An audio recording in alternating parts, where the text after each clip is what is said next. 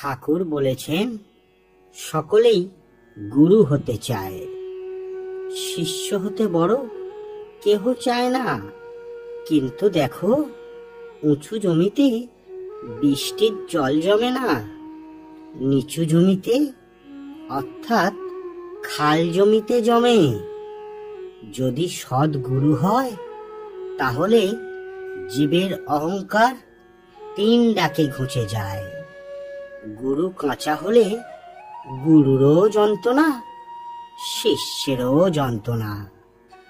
যে সে লোক গুরু হতে পারে না, বাহাদুরি কাঠ নিজেও ভেসে চলে যায়। অনেক জীবজন্তু তাতে চড়ে যেতে পারে। হাবাতে কাঠের উপর চড়লে কাঠও ডুবে যায়, যে চড়ে সেও ডুবে যায়। তাই ঈশ্বর যুগে যুগে লোকশিক্ষার জন্য নিজে গুরু রূপে অবতীর্ণ হন।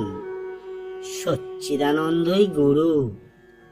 গুরু বাক্যে বিশ্বাস করতে হয়।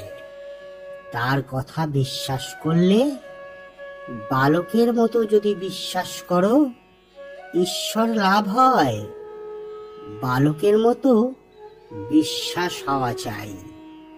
মানে, বালক তার মাকে দেখবার জন্য যেমন ব্যাকুল হয়, সেই ব্যাকুলতা।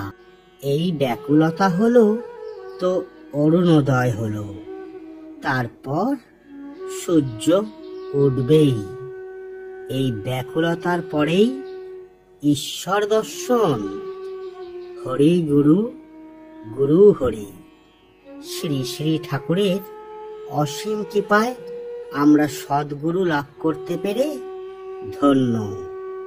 তার কথা কি বা জানি, কি বা বুঝতে পারি, তিনি বুঝিয়ে না দিলে যে সম্ভব নয়।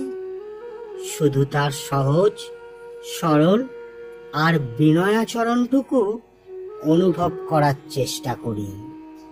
তার আধ্যাত্মিক সাধন জীবনের গভীরতা নির্ণয়ের সামর্থ্য আমাদের নেই। আমরা কেবল এই আলোক সামান্য জীবনের পবিত্র মুহূর্তগুলিকে, ঘটনাগুলিকে, ভাব প্রকাশগুলিকে স্মরণ মনন করে ধন্য হতে পারি তার শরণাগত।